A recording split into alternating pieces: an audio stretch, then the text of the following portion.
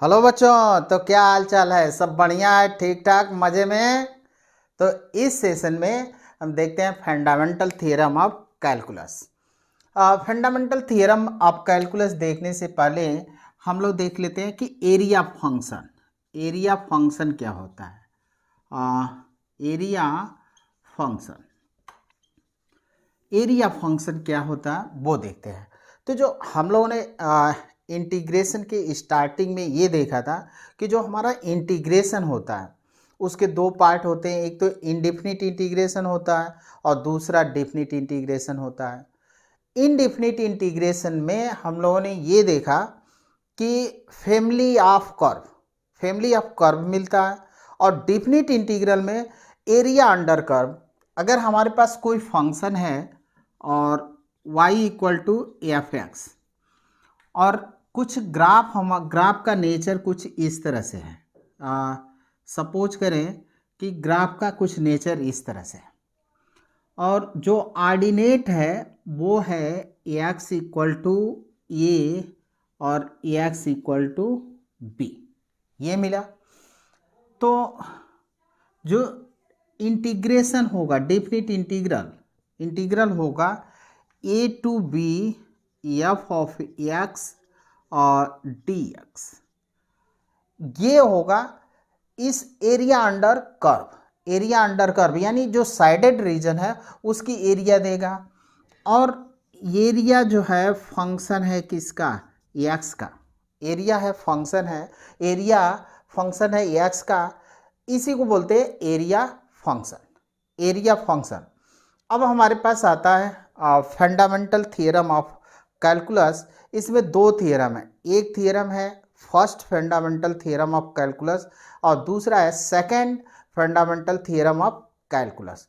तो दोनों को हम लोग देखते हैं। फर्स्ट जो हमारा कह दें कि फर्स्ट फंडामेंटल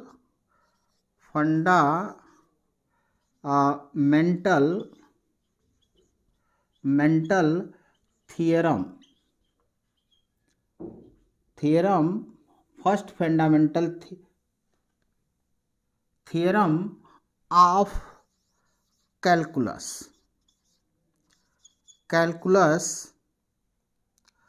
क्या कहता है कि कह रहा है कि if F is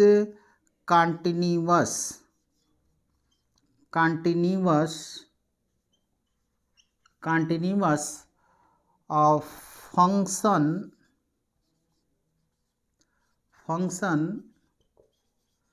on closed interval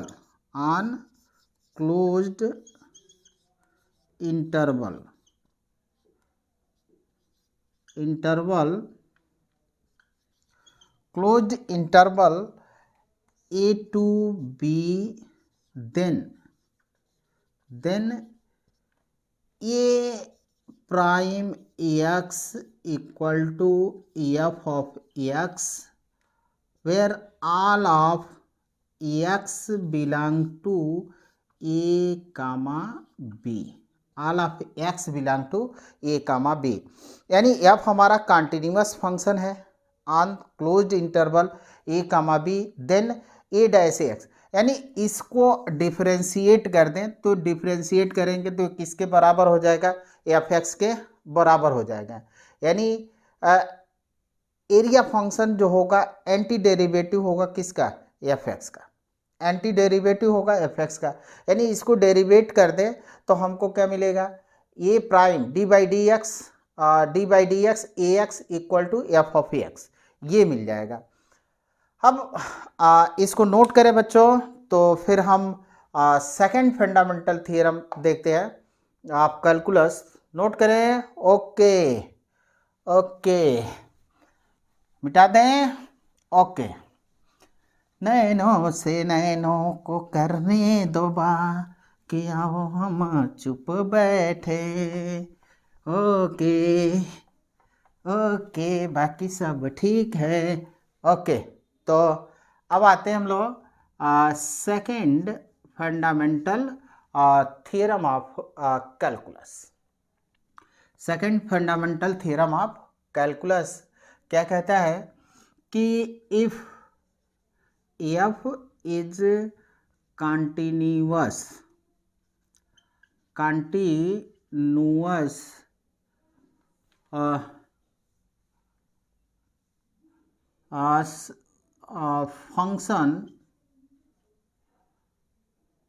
function defined on closed interval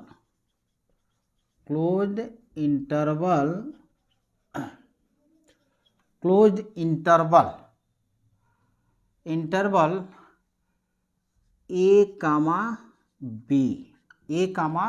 b and f is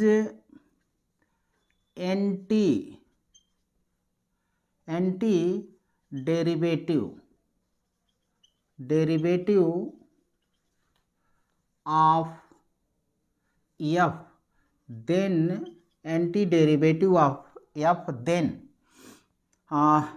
तब हम लोगों को मिलता है a comma b f of x dx equal to f of b minus f of a. This is the second fundamental theorem of calculus. Most important है, इसी पर सारी चीज़ें हम लोगों के डेफिनेट इंटीग्रल के क्वेश्चन बेस्ड होंगे. तो पहली चीज़ कि देखिए कि if f is continuous function defined on closed interval a comma b and f is anti derivative of f, capital F है, is anti derivative of f, then a to b f of x dx equal to F B minus F A. ये हमारा कहलाता है second fundamental theorem of calculus. अब क्या करते हैं कि जो भी क्वेश्चन हम लोगों को सॉल्व करना है तो पहले जैसे एक एग्जाम्पल्स ले लें, और ये एग्जाम्पल से हमारा कह दें 2 to 3 x square D x. तो पहले हम क्या करेंगे, इसका इंटीग्रेशन करेंगे, जो हम लोगों का फॉर्मेट है उसी के अनुसार. अब इंटीग्रेशन करेंगे तो इंटीग्रेशन किया तो कितना है एक्स क्यूब बाई 3 और ये हो गया 2 to 3. अब x की जगह पर यहाँ पे देखें upper limit minus lower limit, तो 3 को पहले रखे फिर लोअर लिमिट को, तो 3 का स्क्वायर माइनस क्यूब और 2 का क्यूब बाई 3. 3 का क्यूब कितना हुआ 27, 2 का क्यूब कितना हुआ 8 और बाई कितना हुआ 3, 90/3. ये हम लोगों को रिजल्ट मिल जाएगा, हम लोगों का रिजल्ट होगा. एक और एग्जांपल ले लें 2 to 3 और यहाँ पे 1/x और ये हो गया dx. तो 1/x का होता है log x और 2 to 3, तो 3 अपर लिमिट रखा हमने फिर लोअर लिमिट, तो log 3 माइनस log 2, फिर प्रॉपर्टी लगा दें log की, log m minus log n equal to log m/n, तो log 3/2. ये हुआ. अब ये फार्मूला कैसे मिलता है, देखें कि अगर a to b है, a to b और f ऑफ x है और dx है, ये स्मॉल है, ठीक है. अब इसका एंटी डेरिवेटिव कितना है कैपिटल F x, तो कैपिटल F x और प्लस कांस्टेंट जोड़ते हैं a to b. अब x की जगह पर हमको क्या लिखना है f b plus c again minus f a और प्लस c, इतना रख दिया. तो अब c ने c को मार दिया क्योंकि निगेटिव होगा और ये मिल जाएगा F B minus F A. अब ये ध्यान दें कि जो हमारा डेफिनेट इंटीग्रल होता है उसमें इंटीग्रेशन का कांस्टेंट जो होता है डिसअपीयर हो जाता है, गायब हो जाता है. इंटीग्रेशन कांस्टेंट नहीं लेते हैं क्योंकि यहाँ पर आप देख रहे हैं कि इंटीग्रेशन कांस्टेंट हमारा क्या हो गया, ख़त्म हो गया, गायब हो गया, डिसअपियर हो गया। तो ये था हम लोगों का fundamental theorem of calculus. I hope आप लोगों को समझ में आया होगा। Thank you.